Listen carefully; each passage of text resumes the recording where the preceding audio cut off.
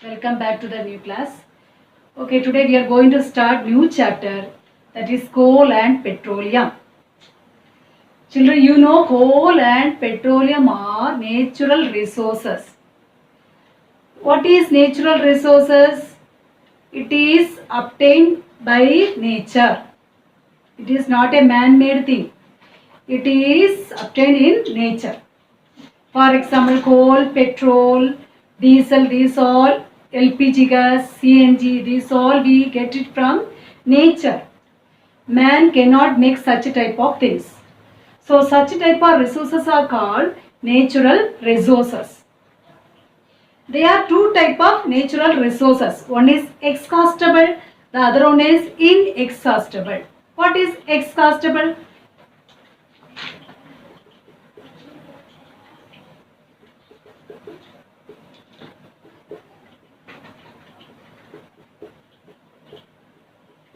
What is exhaustible? Exhaustible means once it is used, it will be getting over. We will not get it back again. For example, if petroleum is getting over, it is used, we cannot get it again. It takes millions of years to get the product. Okay, such a type of resources are called exhaustible natural resources. The other name is non-renewable resources. You don't get it back again.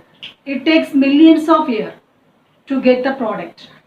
What is inexhaustible? Like air, water, we get it again. Sunlight, daily we get. Today also we get, we used up, and tomorrow also we get it. Such a type of resources are called renewable resources. Okay, two type of natural resources, exhaustible, inexhaustible, or non-renewable, renewable. Petrol,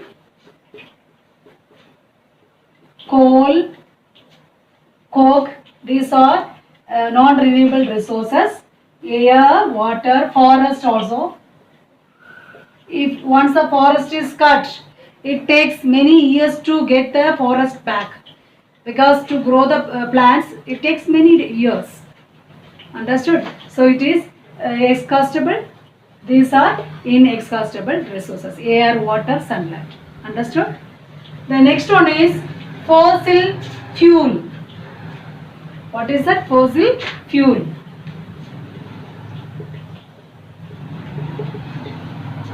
What is fossil fuel?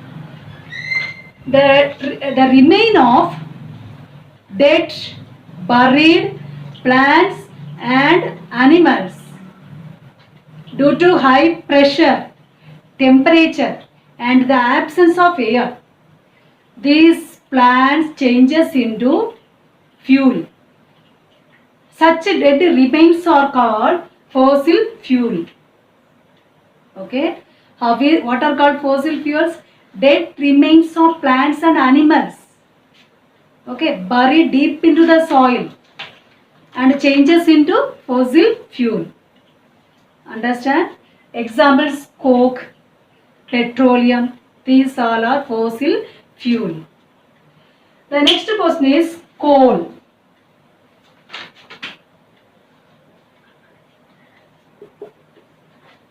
How is coal formed? The buried plants. How do they bury? That means due to natural calamities like a flood, earthquake, number of plants buried deep into the soil, only plants deep into the soil, and in the soil there is no air. Deep into the soil there is no air, and due to high pressure and temperature, these buried plants change into coal. This is the way coal is formed. It is a fossil fuel. This process is called carbonization. What is carbonization? Conversion of buried plants, dead plants into plants and animal into fuel is called coal. It is rich in carbonization. It is rich in carbon. This coal is rich in carbon. The symbol is C. Okay. This process is called carbonization. conversion of plants or organism into fuel is called carbonization. Understand? How is coal formed? You know, buried plants. Don't say animal. That is petroleum. For saying petroleum, you have to say buried plants and animals. Here you have to mention only plants. It takes millions of years. Can we prepare coal in the lab? No. Why? We cannot provide such a high pressure, such a high temperature to convert to convert plants into coal. So we cannot prepare. It is not renewable. It cannot be replaced immediately. Understand? The next one is there are type of coals, four types of coals. What are the types? Anthracite,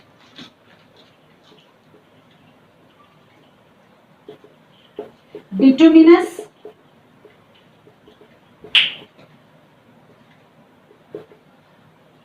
lignite, peat.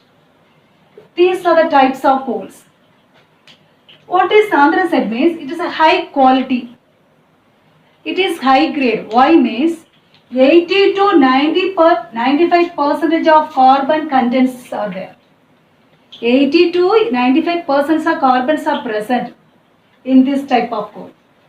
Okay, having high calorific value. What is calorific value? They provide much heat energy. Understand? You study in next chapter. It has high calorific value and a high amount of carbon content. So it is called high grade, first grade of coal. And second grade is this one. It has 60 to 80. It has 40 to 60% of carbon. Okay. It has less than 40. It has less than 40% of carbon. Understood? So depending upon the carbon content, the coal is divided into four types. Who is the best quality? Anthracite. Why? It has rich in carbon. It has high calorific value. That is, it provide much high heat energy. Understood? Next one is, and coke. It is not a pure form. Coke contains methane gas, carbon dioxide gas, and naphthalene and benzene, hydrocarbon. Many compounds are present. So what they do?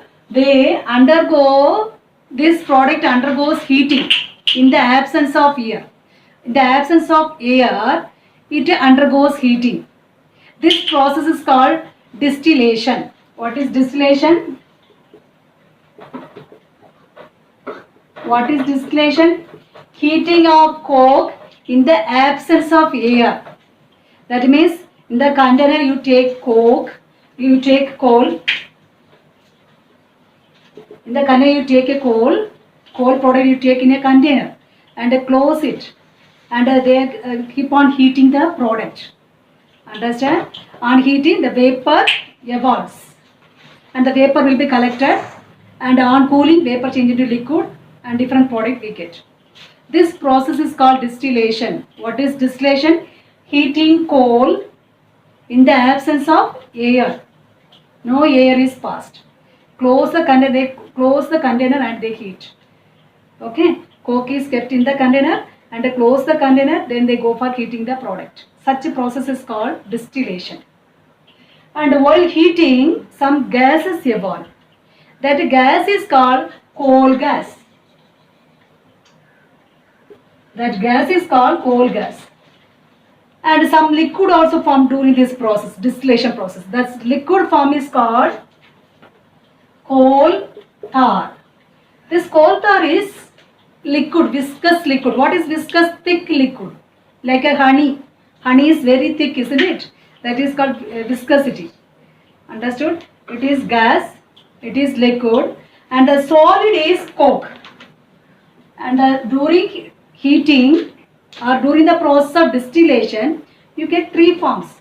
One is gaseous form coal gas, the other one is liquid form coal tar, the other one is solid form coke. Understood? And they are used in different purposes.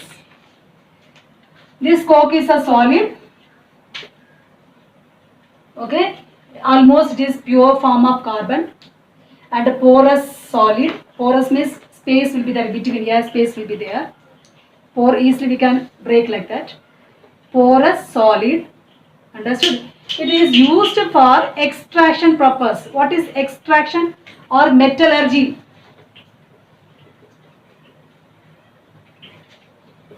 What is extraction means? You know, aluminium factory, in Hindalco factory, from the bauxite ore, they extract aluminium. In this process, coke is added. To separate aluminium from the bauxite ore, coke is added. So this process is called metallurgy.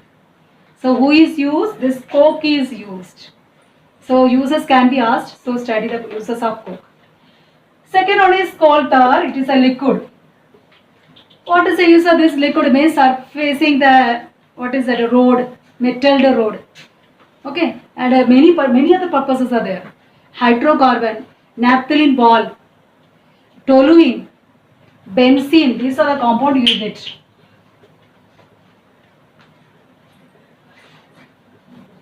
Okay, these are many, more than 1,000 varieties of compound we get from this. Okay, and second one is coal gas. Here we get a hydrogen gas and methane gas.